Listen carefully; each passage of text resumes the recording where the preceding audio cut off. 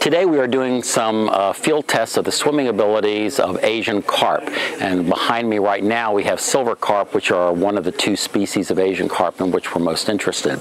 The Corps of Engineers is concerned, of course, because these animals are dispersing throughout the Mississippi River. They are getting close to the Great Lakes, and they are capable of moving through locks and dams and other riverine structures. Their swimming abilities are not known, and some people have suggested that they're quite powerful swimmers like salmon, but our own observations is that they are relatively weak swimmers, and this is a good thing because it means that we can contain, flush, and possibly manage these animals by generating flows that are in excess of their swimming abilities. We take the fish from the river here. We are working on an offshoot of the Mississippi River. We put them in this mobile swim tunnel with local water.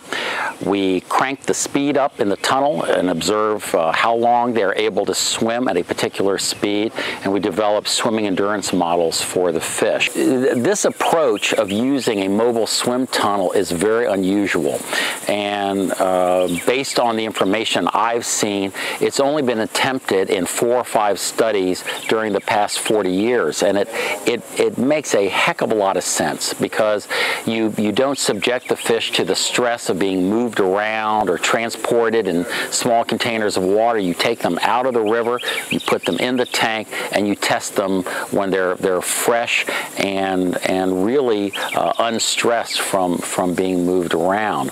I'm here working with the Army Corps of Engineers to study the swimming performance of Asian carp. And that's a real sincere interest to us up at the north end of the river because the carps have not invaded that piece of the river yet, and it's pretty clear to us that the water flows through the locks and dams is holding them back. It's extremely important for everybody to do whatever they can to prevent these destructive fish from getting into our ecosystems. They're voracious, they impact the very base of the food chain, and they jump, which is not good either. Nothing good about them. Asian carp were brought here in the 1970s, and they are believed to have escaped sometime during the 1980s. We began to see them in the lower Mississippi River in the early 1990s, in fact 1991 to be specific. They are spreading into almost every contiguous habitat of the Mississippi River.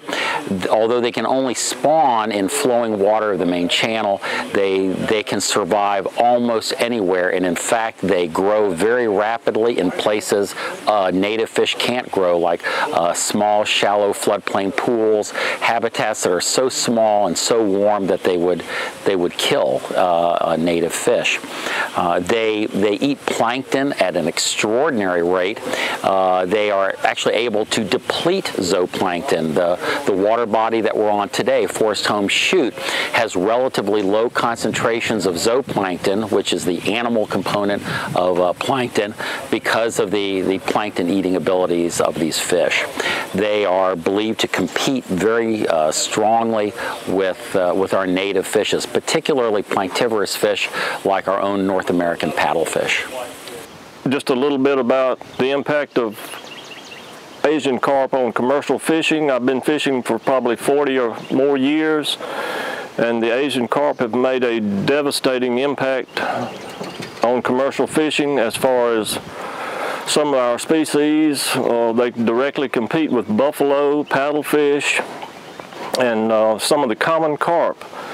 And our catch of some of these species has been dramatically reduced because of Asian carp, especially the silver carp. Big heads are a problem, but the silver, I think, is more of a problem.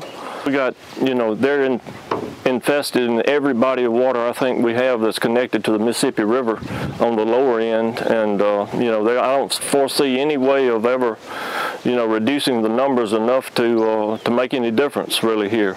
Well, I think the people on the upper Miss need to really pay close attention to what's happened down here in the south. It's not something to be taken lightly, especially if you fish for a living.